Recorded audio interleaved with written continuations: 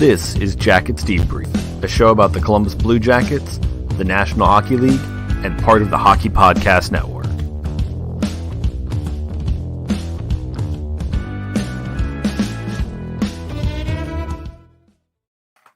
Welcome to the show this week, folks. We're going to jump right into it because there's just so much. There's so much, and it's wonderful, and it's terrible, and it's the best of times and worst of times and all the times in between right now. So starting off with that, it is also time to play DraftKings. Hey, guys, DraftKings, great daily fantasy stuff on there. Lots of great stuff to do. Remember, download the app. Use promo code THPN. Get free entries into all sorts of awesome contests right now. Chances to win all sorts of money. Definitely want to check it out there. Remember, terms and conditions apply on the web there. But I was checking out their website today. Man, there are just... I know basketball season's over and hockey season's over, but they've got so much going on. They got baseball every day. They got golf going on. They got MMA contests.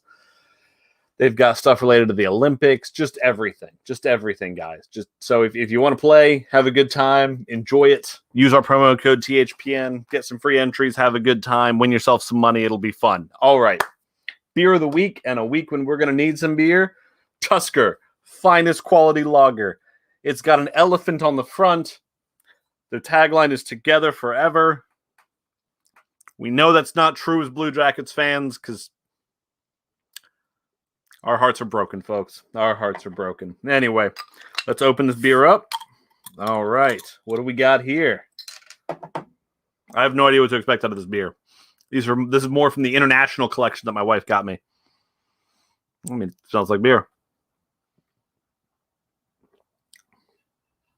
Wow, that's light.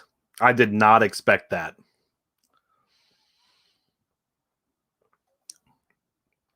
That's just a light, easy drinking beer. Wow, I did not expect that. It says a lager on the front, but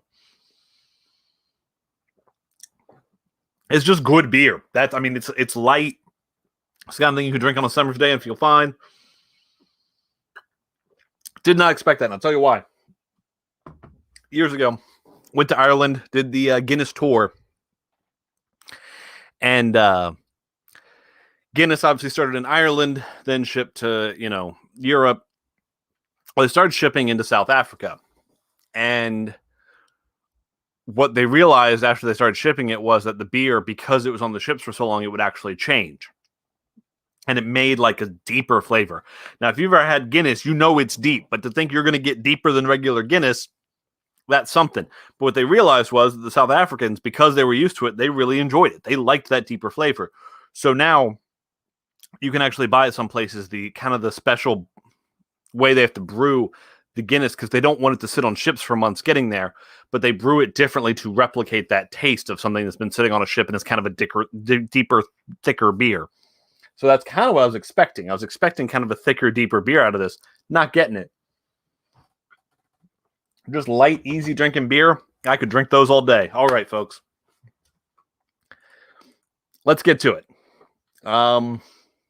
First thing that happened this week, we're going to go through it chronologically because that's the way that makes the most sense to me and what's happened here and trying to explain, so many things. And again, if you're watching us live on Facebook or something, you can comment right there and we can respond during the show here and have a little chat if you want. Or if you're just listening to us, something I never ask you guys, if you listen to me on one of those podcast platforms where you can rate it, please do so. Please tell people about the show. I like doing it. I like the feeling that people like to hear it. And maybe you want to comment and say, Frank, I hate you. You're stupid. But, then I'd know you care. So first thing that happened this week, the expansion draft happened. We did not have the bevy of side deals that we had during Vegas. And the Seattle Kraken took from the Columbus Blue Jackets. They could have taken Dean Kukin. They could have taken Max Domi, the guy we traded Josh Anderson for. They could have taken him. They took defenseman Gavin Bayreuther. That's right, Gavin Bayreuther. If you blinked, you missed it, Blue Jacket. I think he played like 9 games for the team. He's one of those guys who was a prospect that just never really landed anywhere. And that's who they took. That was bizarre. I think we were all equally stunned when that moment happened. I was like, why would you... Gavin Bayreuther, what? Now, again, it was... If you were like me on expansion draft day, I wasn't too worried about watching the show that night. the crew had a game. I was like, I'll watch that, and I really am not just going to sit and watch them announce names for an hour. Especially once they said that like there probably weren't any trades or anything.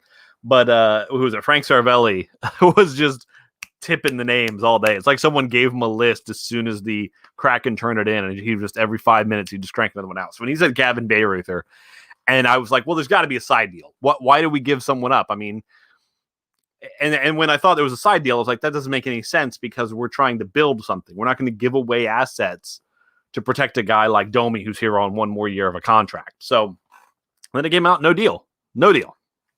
So I'm going to share my theory.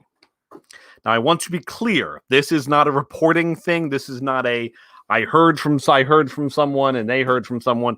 This is just my own general thought. It is known. It's not a secret that Matis Kivlenieks was going to be exposed in the expansion draft. He was going to be the goalie exposed. I think the Kraken planned on taking him. He's a good player. He was a good player. He would have been a great backup. We know they were going to go after Chris Driedger from Florida, which is what they did, and they got Driedger. And I think the plan was to have Matis Kivlenieks as the backup. And then when the tragedy happened on July 4th, I think the Kraken kind of took a step back and said, okay, who else? Is there someone else on this roster that we think is a can't miss?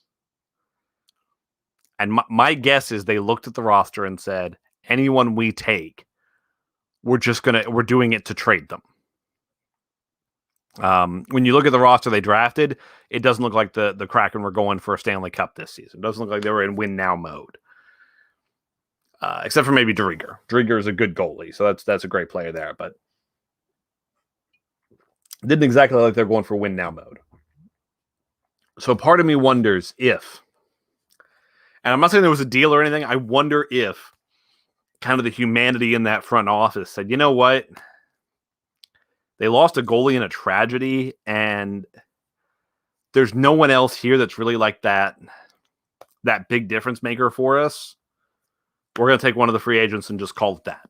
I wonder. I'm not saying that's what happened. It's just a theory. And I am fully willing to say it's wrong. I need a better explanation to why they took Gavin Bayreuther. Because, I mean, you can't look at me and say that Max Domi or Dean Kukin would not have gotten you something better for that. Those two players would not have. You couldn't have at least traded them and gotten a second-round pick or a third-round pick or something. So to just take a Gavin Bayreuther, who even if you ended up signing him to a one-year deal, you're not going to make anything out of that. That's not going to happen. So that's my theory on the subject. Anyway, next big event. Friday comes. Trades start happening on Friday. Things start happening. Hockey fans are just glued to Twitter, and then things are happening, and things are going left and right. And all throughout the day, there's this drumbeat of Chicago and Columbus are working on a Seth Jones deal. Chicago and the Columbus are working on a deal. Throughout the day, they kept saying it. Like, Chicago really wants it to happen. They really wants it to get something done.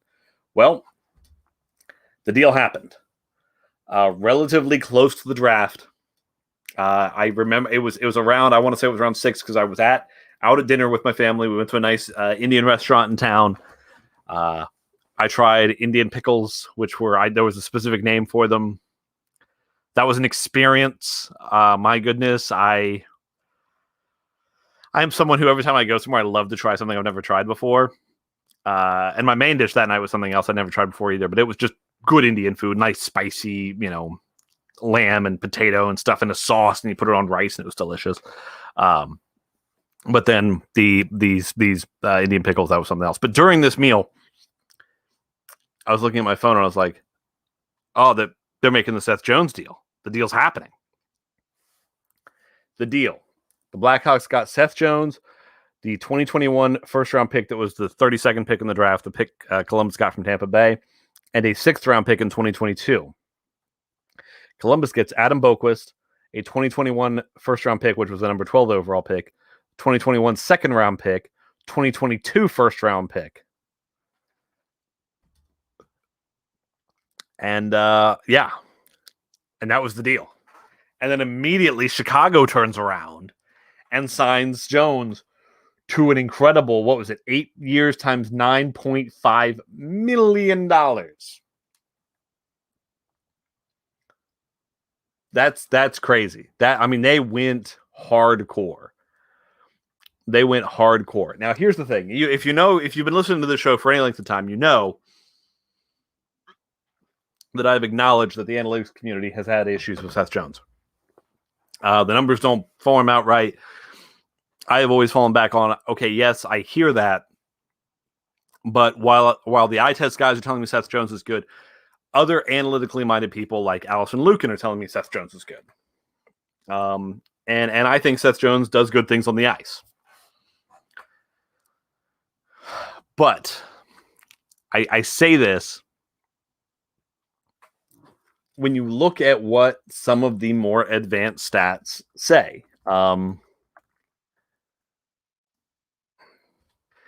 there is an argument to be made looking at some of these advanced stats that Seth Jones, that Adam Boqvist, depending on what numbers you're looking at, is a better player now than Seth Jones. And I know that sounds crazy, but when I look at, we're going to pull up some charts here with the folks at Evolving Hockey.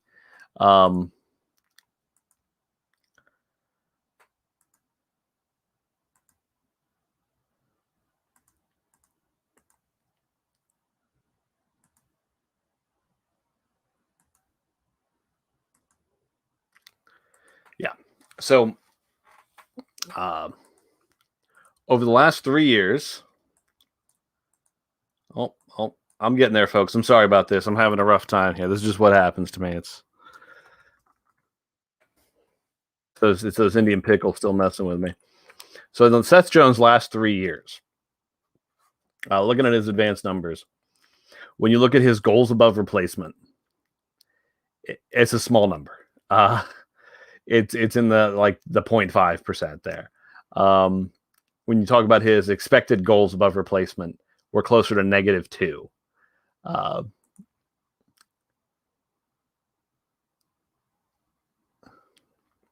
I am going to get these numbers up a little differently here for us so I can go through them a little easier with you guys.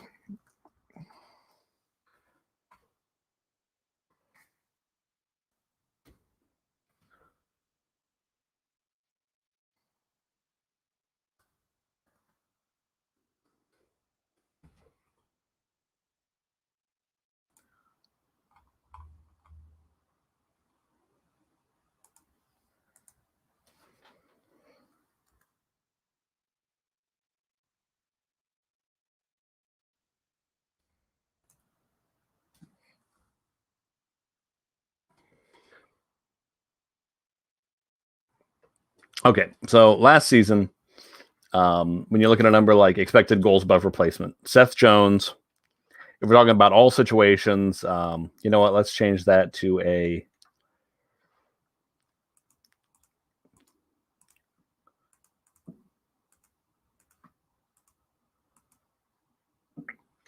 Yeah, in all situations, his expected goals above replacement was -5.6. Adam Boqvist was 2. It's the kind of thing where, it's interesting. I've seen some guys talk about how Adam Boqvist, his closest comparable at this point in his career, as far as how his numbers line up, is one Erik Karlsson. Now, Erik Karlsson, if we all remember, had a span of a few years where he was one of the greatest defensemen anybody ever saw. I'm not saying Adam Boqvist is going to be that. What I'm saying is that at this point, what Chicago is paying $9.5 million over 8 years for, if Seth Jones can be what he was at his height, it's not bad for them on that contract. Now, when you start talking about what else happened in the deal, it really feels like Columbus won this deal a lot, but by a lot. Because when you talk about a deal, those first round picks that Columbus got, they're only as good as what you did with them. Well, later that night, here comes the draft. Looking at Corey Pronman's grades for the Blue Jackets on The Athletic, He gave the Blue Jackets draft grade an A-. Now, he also did a couple different articles. I'm not going to go into the specifics on those, but he broke down the draft by the first day and the second day. And he said if you look at just the first day, the Columbus Blue Jackets had the best first day of the draft of anybody. And here's the main reasons here. In that number 5 pick, they took Kent Johnson. Kent Johnson, he's a center, and he's one of those guys where he's got that offensive skilled upside where this guy could be something special. The way they talk about him, they're saying he's maybe the most skilled guy in this draft. And I get it for this draft. It was a bit of a down draft for a lot of people. But again, if you're getting the most skilled guy in a draft, that's something the Blue Jackets have not gotten in a very long time, something we've needed. Second pick, the number 12 pick. This is the one we got from Chicago, Cole Sillinger. Let me give you the little readout from. I'm just going to read the whole thing on Sillinger from Corey Pronman here. Sillinger went to the USHL with the WHL's delayed start, where he was one of the league's best forwards. Sillinger is a smart player who can make seam passes consistently and make creative plays due to his great hands and offensive IQ. He can play on the perimeter due to his vision and a great one-timer wrist shot combo, which he gets off with velocity and accuracy. He can also play inside. He wins battles, gets to the net, is reliable defensively, and doesn't shy from playing physically. His skating is an area of concern with a heavy stride. He likely won't be able to drive entries at the top level. In a sentence, Sillinger projects as a top 6 NHL forward, whether it's center or the wing, who will bring scoring and physical elements to the lineup. So what have we got here? We have now got the thing Columbus has talked about needing for years, centers. We potentially have, with that Seth Jones trade, between that 5th pick and this pick, we potentially have what we've needed. We potentially have those 2 top centers. I mean, that could be where we're at. The 3rd pick we had, the one that we got for Nick Foligno, a defenseman, Corson Ceulemans, who, again, projects to be, depending on who you talk to, maybe he's a middle 6 forward or something, but he seems like he could be a solid player. What I'm hearing, and the more I see it, the more I read different projections of him, is this is a player where he's probably going to be a second pair, a 3 or 4 guy, but he has a skill set where he could also be the defenseman on that second power play. So this is what I'm saying to Blue Jackets fans in total. If you're thinking about this week, if we're thinking about it chronologically, from Wednesday in the expansion draft till the end of the first round draft, it was all gravy.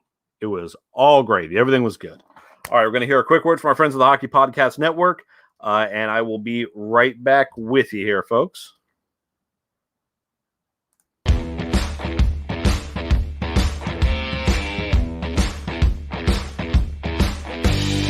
Hello, bonjour, hello, hi, hey ya, and privyet, hockey fans. Welcome to the Europuck Podcast, the show where 2 Brits talk all things European hockey as part of the Hockey Podcast Network.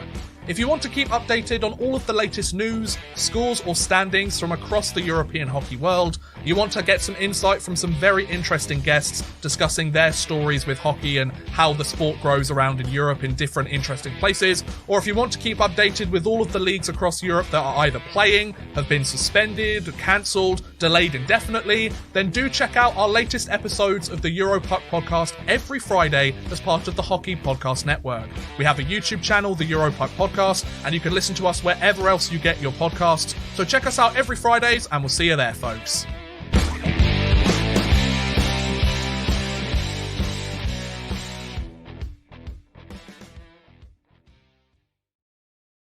Before I go any further, guys, somebody I forgot here on that first day, the Blue Jackets took that 2nd round pick from Chicago, sent it to Carolina for defenseman Jake Bean. Now, Jake Bean, he was the 13th overall pick by the Hurricanes in 2016. He seems also to be more of an offensive defenseman, which seems to be where the Blue Jackets are going between Boquist and now Bean. And obviously we already got Werenski in the fold. So that seems to be the goal here.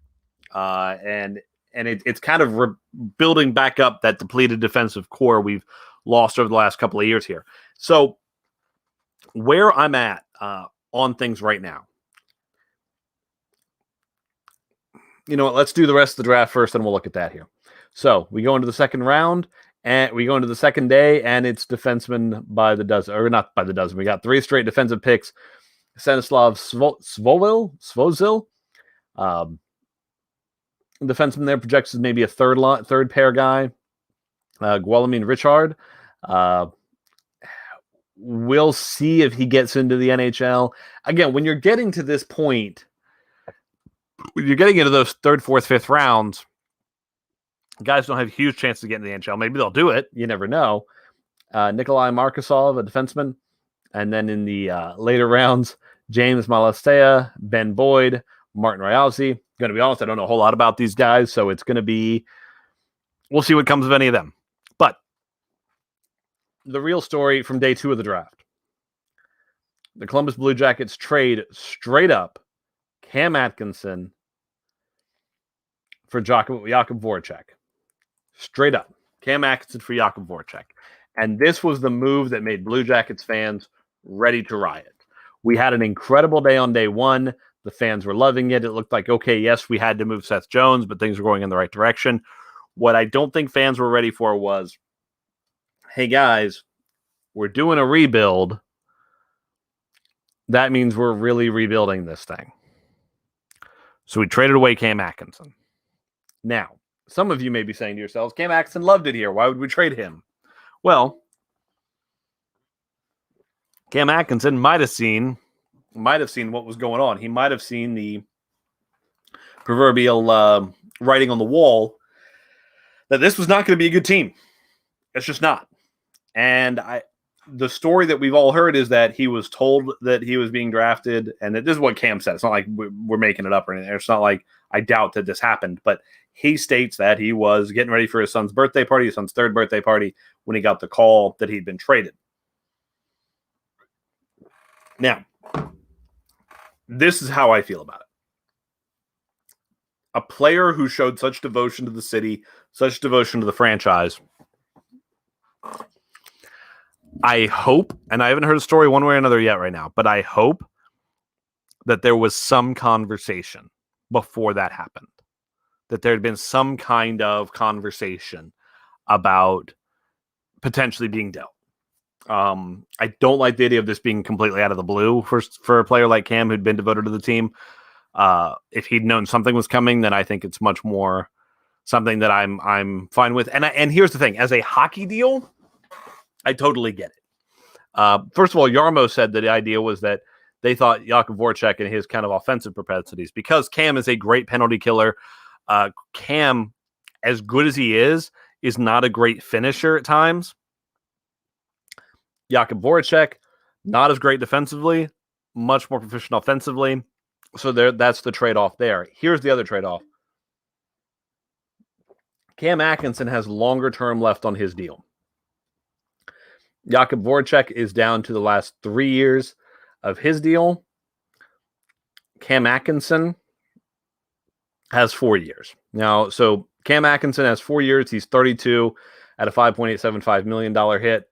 Jakub Voracek, 3 years at a higher 8.25 hit. This is what I would say to most Blue Jackets fans who are like, why did we make this deal? Because, if we're rebuilding, why did we go out there and get a score? Well, one, you do need somebody to score some goals. You have to play games still. Here's what I'm going to say to everybody right now, though. I would be stunned if Jakub Voracek actually plays out this contract with the Blue Jackets. My guess is that Jakub Voracek will play this season in Columbus.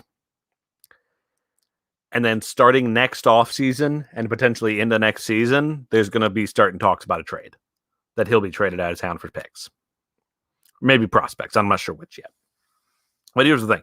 The rebuild is on, folks. The rebuild is on. That's just where we are at this point. And I know for some people, they hate this idea. They're like, but I've seen a lot of negativity out of a lot of Blue Jackets fans online about a lot of this. And they're like, you can't call it a rebuild because you never actually built anything and this, that, and the other. Remember, guys, when the team beat Tampa, that was an attempt to go all in. They went for it. And even coming out of that season, the next season, we made the playoffs, we won the play-in round, and I think the team looked at what they had, and they're like, okay, we've got the center in Pierre-Luc Dubois, and we've got our number one center in Dubois. Coming out of the bubble, he looked like he was ready to actually become a number one. Then he went to Winnipeg, and that didn't happen. We had the defensemen. We had goalies. The idea was we have a chance. We might still be able to win with this group. We need to add to it. We need to figure out a way to add to it. But then before you can really make those big moves, Dubois says he wants to go. Okay, we trade Dubois, but we get Line. We got another potential high-end talent. Okay, this season goes bad. This season goes sideways. It's the weird COVID year. It's tough to say exactly what's going on. And then Jones says he wants to go. What choice do you have at that point? When your biggest name guys are like, you know what, I'm going to look around, do something else. Well, time to rebuild. Time to start over. Because here's the truth, guys. By the time this new young core is going to be ready, Cam Atkinson will not be a useful player. Maybe he'll be a good penalty killer. I mean, I'm not saying these. Whenever you talk bad about players, some people are like, you couldn't do any better. And of course I couldn't do any better. That's why I'm sitting here talking about it, not playing in the NHL or in any pro sports league. But just the reality of it is this team will not be good for another 2 or 3 years. And when that happens, Cam Atkinson will be in the final year or so of his contract. Jakub Voracek will not see the end of this contract. Gustav Nyquist, I don't know what's going to happen there. I'd hate the idea of trading Oliver Bjorkstrand because he's so good and he's only 26 and he's 5 years left on the deal. There's the potential there that if you can turn this around in 2 years, which might happen if the 2 guys you got in this year can pay off in 2 years, that you might have 3 years with an Oliver Bjorkstrand to go for it. The other big move that I would be talking about was the Blue Jackets. Zach Werenski, it's going to be tough. If it was me, if I were running the Blue Jackets today, I would go to Werenski and I would sit him down and be like, here's the plan. The 2 guys we just drafted, we plan on developing them for 1 or 2 years. Then we'll have centers. We'll have, we got 2 first-round picks next year to get guys or to use that to get guys if we need to, or we can trade those if we need to. But if those 2 centers can show up, then if you have your 1 and 2 center, and then you have someone like a Zach Werenski on the blue line, and you've got the goalie in the system that this team has in Daniil Tarasov, and then you've got, young wingers that are going to be coming up, guys like Liam Foudy, who they think still might be able to play center. Who knows? I still think you're going to see something out of a Trey Fix-Wolansky. You've got Kevin Stenlin. You've got Jack Roslovic. You've got some of these guys that are still going to be here for a while. Igor Chinikov. You've got the Russians that are still coming. If you can get Zach Werenski to buy into that, I think you offer him 8 times 9 now. As soon as you can offer it, you offer him 8 by 9 and see if you can get him to sign a long-term deal, buying into the idea that there's going to be a couple of years of pain. That's my thought on it. I think the Blue Jackets are well-positioned to be good in 2 years, are well-positioned. Again, obviously draft picks could always not work out well, but again, you had 3 first-round picks this year. The consensus is they hit with all of them. Now, that's dangerous because you never know, but it's not like they always went with the safe player. Kent Johnson was not the safe pick. Kent Johnson's the home run pick. That's the big swing. They've got 2 firsts next year, and they've got a piece like Jakub Voracek that's probably going to get them another first, if not something else. So I'm positive about where this team is going. That's what I feel right now. I feel much more positive than I did just a month ago. When I first heard the news that Jones wasn't going to resign, I was, but now I'm feeling pretty positive about where things are at. So I hope you guys do too. All right, last thing we're going to hit on. I'm not going to spend a long time on it. It's a strange topic. It's one that I feel it'd be remiss if I didn't address it. And it was how the first round of the draft ended. And the Canadians taking a player who asked to be withdrawn from the draft because of actions that he did, essentially crimes that he committed, and the Canadians took him anyway. I think probably the best word on this was from Bob McKenzie. And maybe it's not the best. I mean, there was a lot of people who talked about this. Lots of people expressed opinions. Lots of people expressed views on it. Most of them were ripping into the Canadians.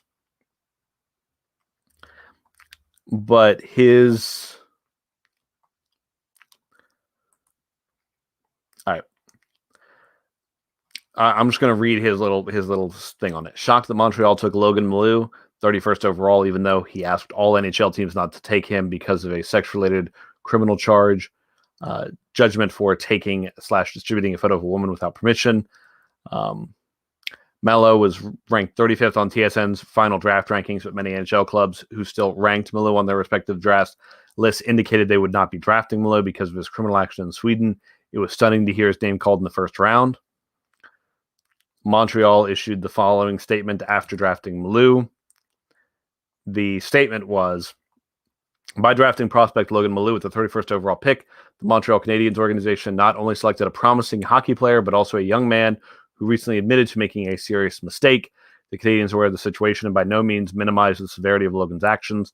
Logan understands the impact of his actions. His recent public statement is a genuine acknowledgement of his poor behavior and first step on his personal journey.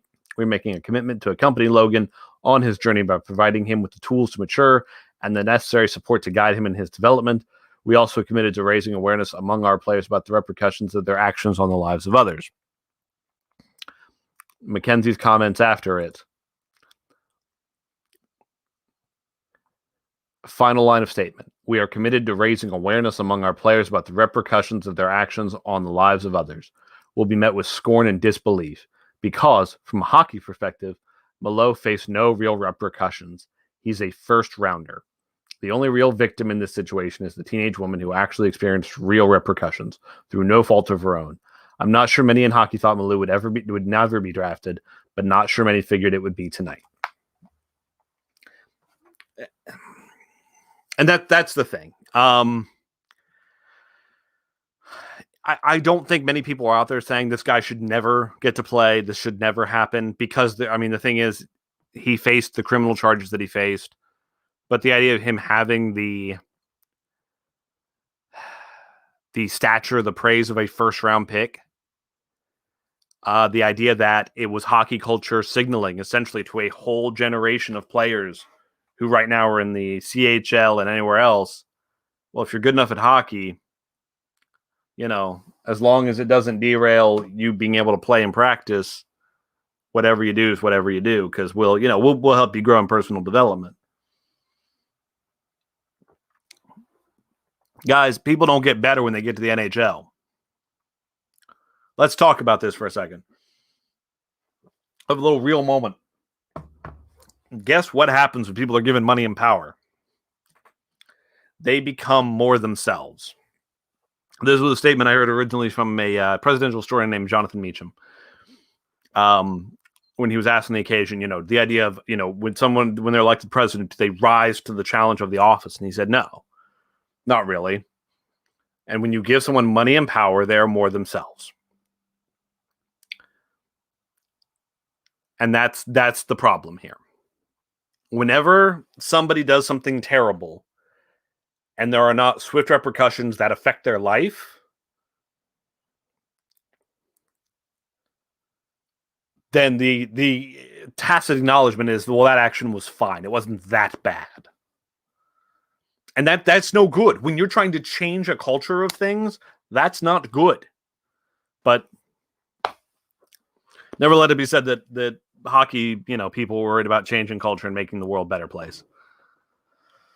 See, that's, as a little aside, part of the issue I think we have in the world is that when we have conversations about actually trying to be decent people, that's a conversation about a religious thing, or that's a conversation about a self-help podcast or a self-help book or something, not a conversation we have amongst ourselves. But it should be conversations we're having amongst ourselves. Little conversations, like I remember a few years ago when the Blue Jackets played the Penguins in the playoffs, there were fights. That's no good. Nobody should be getting into fights over sporting games. Nobody should be, we shouldn't be drawing blood because somebody wore the wrong jersey to the wrong arena. You can yell at each other, give each other some good-natured ribbing. That's a good time. But, it's up to us to hold each other accountable for being better people. And that's the thing. This situation is the Montreal Canadiens saying, we don't really care about actually holding somebody accountable to saying they need to be a better person. Because what probably would have happened was he would have gone undrafted this year if nobody else had drafted him. Let me be clear. There were reports that other teams were looking at drafting him, maybe just later. That would have been bad in my mind. In that case, we would be excoriating them right now. Even if it was second, third, fourth round. If he asked not to be drafted this year, I wouldn't have drafted him. Because you know what he probably should have had? He probably should have had another year of stability where he was playing in the same league he played the year before. And I saw something where he was talking to a therapist or something. You know what? I don't know if this is therapy things or just he needs to figure out how to be a decent human being, but that's fine. But that's what he needed. He needed a year where his life didn't change to learn how to be a better person before he is shoved into a different country where he has people all around him and he's given piles of money. And I understand he's on an entry-level deal, so you're like, oh, he's not getting piles of money, but he's getting hundreds of $1,000s at 18. I mean, how many of us would have done great if our first job right out of high school, somebody was like, here's $300,000 or $200,000. Don't get into trouble, kid. You're 18 with a proven history of bad decision-making.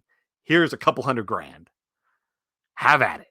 In a city that's got great bars and party scenes and all sorts of crazy stuff. Yeah, you're going to do great. Oh, geez. Anyway, folks, thank you very much for watching and listening. Main takeaway from this week, help each other be better, and the Blue Jackets are going in a good direction. So thank you very much for watching, listening. We appreciate it. Again, share this stuff. Have a good time. And more than anything else, go Jackets. Please subscribe to the show, follow us on Twitter @JacketsDebrief, and thank you for listening.